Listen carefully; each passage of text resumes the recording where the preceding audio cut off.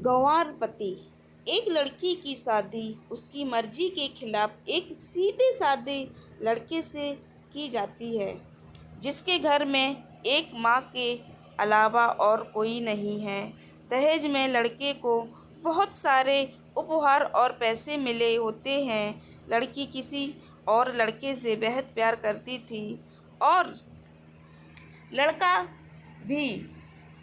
लड़की शादी होके आ गई अपने ससुराल। स्वागरात के वक्त लड़का दूध लेके आता है तो दुल्हन सवाल पूछती है अपने पति से। एक पत्नी की मर्जी के बिना पति उसको हाथ लगाए तो उसे बलात्कार कहते हैं। यह हक पति आपको इतनी लंबी और गहरी जाने की कोई ज़रूरत नहीं है। बस दूध लाया हूँ, पी लीजिएगा। हम सिर्फ आपको शुभ रात्रि कहने आए थे, कह के कमरे से निकल जाता है। लड़की मन मार कर रह जाती है क्योंकि लड़की चाहती थी कि झगड़ा हो ताकि मैं इस गवार से पीछा छुड़ा सकूं।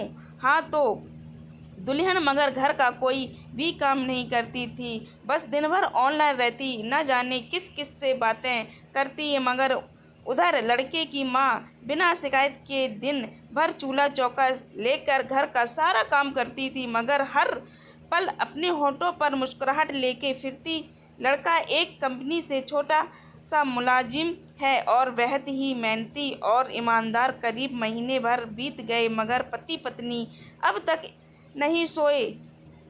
वैसे लड़का बहुत शांत स्वभाव का वाला था, इसलिए वह ज़्यादा बातें नहीं करता था। बस खाने के वक्त अपनी पत्नी से पूछ लेता था कि कहाँ खाओगी, अपने कमरे में या हमारे साथ। और सोने से पहले डायरी लिखने की आदत थी जो वह हर पल को लिखता था।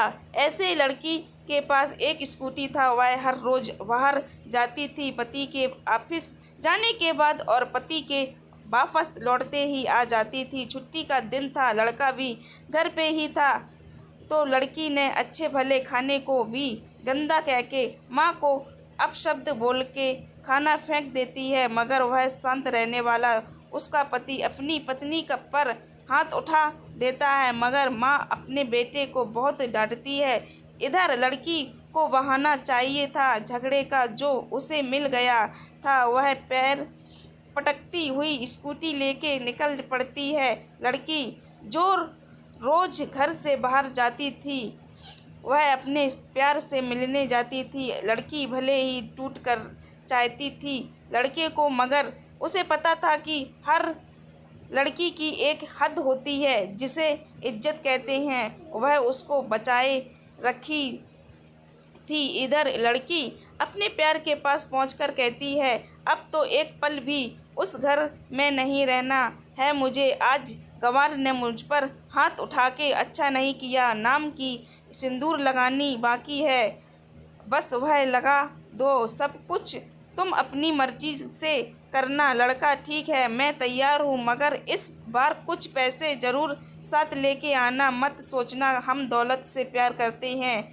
हम सिर्फ तुमसे प्यार करते हैं। बस कुछ छोटी मोटी बिजनेस के लिए पैसे चाहिए। लड़की उस गंवार के पास कहाँ होगा पैसा, मेरे बाप से 3 लाख रुपया ऊपर से मारुति कार ली है, बस कुछ गहने हैं वह लेके आऊँगी आज। लड़का लड़की को होटल का पता देकर चला जाता है।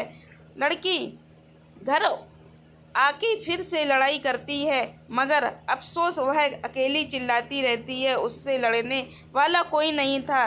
रात 8 बजे लड़के का मैसेज आता है व्हाट्सएप पे कि कब आ रही हो। लड़की जवाब देती है सर्व करो और सोया नहीं है, मैं 12 बजे से पहले पहुंच जाऊंगी क्योंकि यहाँ तुम्हारे बिना मेरी सांसें घुटती हैं। लड़का ओके, जल्दी आना, मैं होटल के बाहर खड़ा रहूँगा, बाय। हम समझ नहीं पाते हैं कि हमारी फिक्र खुद से ज़्यादा क्यों करते हैं। माँ बाप के फैसले का सम्मान करें क्योंकि ये 2 ऐसे शख्स हैं जो आपको हमेशा दुनियादारी से ज़्यादा प्यार करते हैं। मेरी स्टोरी अच्छी लगे तो लाइक करना, कमेंट करना, प्लीज़ मेरे चैनल को सब्सक्राइब करना। Bye bye.